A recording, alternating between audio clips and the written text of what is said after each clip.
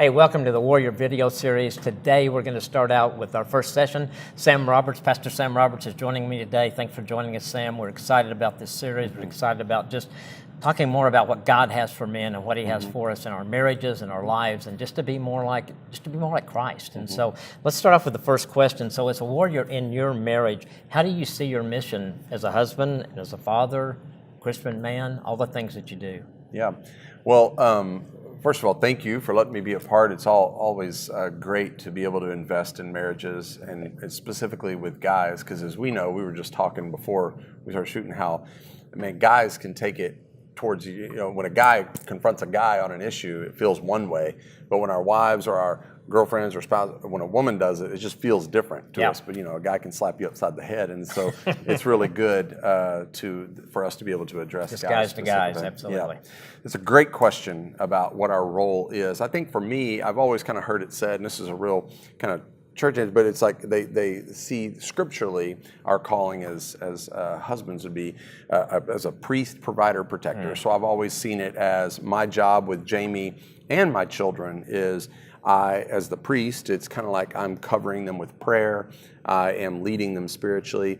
And as a provider, that's pretty obvious. I'm doing my part to provide for them financially and take care of them. And then as a protector, I think sometimes you don't necessarily feel like I got to protect them from a physical harm, but as much as anything, it's a spiritual battle there, and protecting them as that warrior king in the home via prayer, and specifically like the shield of the faith, and reminding them of who God is and what He says about them. And so that's kind of the role I play. Yeah, I think so. And I think for me, one thing I really thought about is just being consistent that in my whole life, to not only be a warrior in my home, but in my work, everywhere I am. And I think there's times sometimes as guys, we might do a good job in one place, we don't do it as well in the other place. And for me, it's trying to bring that all together so that I have that mindset of what God wants me to do in my home, that I have that everywhere. Right. And then I don't do something stupid out here, hopefully, that's going to reflect back on my family and negate all the stuff that I was doing. Right, absolutely. Yeah. Totally agree. Yeah. So let's look at, both of us are really blessed. We work in Christian environments, but there's warriors that don't, and actually some guys that probably work in hostile environments. What would you say to them? I think it's a hard place sometimes to find yourself in when you're surrounded by folks who are not, helping you in the best ways as a guy to love your spouse the way that Christ loved the church, or love your bride. And so I would say that, first of all, you actually do have an opportunity. The fact that God's put you there, that's a big mission field, to be a light in the darkness, to be someone who you have relationships with, that I'm not going to have relationships with those guys, you're not going to, and to be able to be a voice of truth into their life, to realize that, first of all. And then secondly, the critical piece that I would say is you can have those work relationships, but do not let those be the relationships that define your inner core.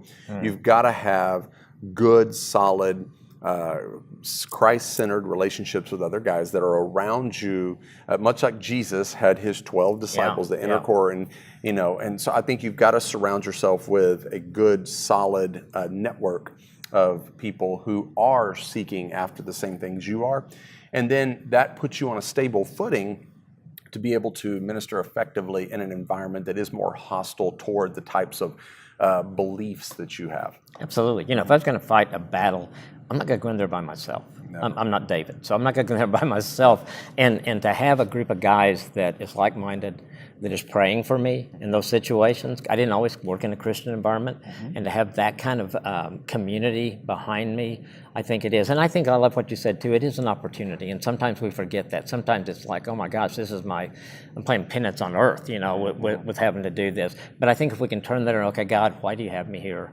What do you want me to do here? And then having a support group of guys that are supporting you, praying for you, and encouraging you as you go through that. Absolutely. Yeah, I think that makes a difference. Yeah.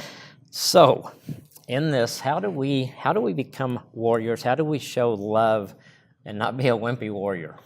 I think that it's an interesting question, and I think that when I look at the idea of showing love but yet not being a wimpy warrior, I really think about the Bible teaches us there's no greater love than this, that someone lay down their life for a friend. And that is a very strong statement. And if I look at the model of Jesus, I don't think any of us guys would ever think, oh, he's wimpy by any means, but yet also contained aspects of his character that were very meek and mild and very pastoral and caring. And realizing that there was this scene in the movie The Passion of the Christ from years ago where Pilate looks over at Jesus and he's like, he's saying, what are you doing? I have the power to be able to let you go, let you free, you don't speak or whatever. And Jesus, I loved it in the movie because he just looks over at him, he's like, you have no power over me except that which my Father has given to you.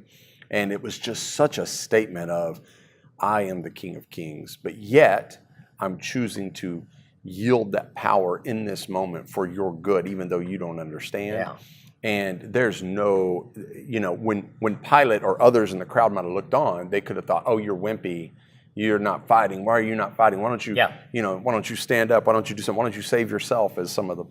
But there's no, as in retrospect, we see it as there's no more powerful moment than when he chose to take on our sin and die upon the cross. And so in like manner, for us to be able to, there's no greater love than that we can show for our spouse than to be able to love them as Christ loved the church and to be able to lay down our lives. What does that look like? Because we throw that around a lot, but I mean, it looks like this. It looks like after a long day's work, when I get home, when I get out of the car, I kind of give myself a mental pep rally of, when I come in, I don't know what Jamie's had all day. There's 5 kids in the house. Who knows what's been going on? So I think to myself, when I come in, I'm not expecting, dinner's got to be made, the house has to be clean, and all the kids are like, hello, Father, it's so good to see you. I'm expecting it could be chaos, and I'm ready to go get the garbage out, do dinner, whatever she needs. So I'm ready to come in as a servant, not a king in the moment, and I think that makes a world of difference. And there's nothing wimpy about that. Yeah, and I think for, what you talked about the movie The Passion, Nancy and I recently saw the Apostle Paul movie. Most of it takes place, Paul's in prison and he's talking to Luke, and at the same time in Rome, there's all these Christians they're hiding out because they're going to be persecuted in horrible, horrible ways that it shows in the movie and things that happen there. And the group of them are together and they're saying, we want vengeance. We want to get out of here. We're going to fight. And so Luke talks to Paul about it, and Paul's message back is, no, we're going to show them love. We're going to do this the way Jesus did. We're going to do it like from the cross, looking down and saying, Father, forgive them. And that's not wimpy, but I think in guys we have that in us sometimes, just, Yeah. But we got to live it like Jesus did. Absolutely. Yeah, that's great. Okay, that's part 1, Knowing Your Mission. We'll see you next time.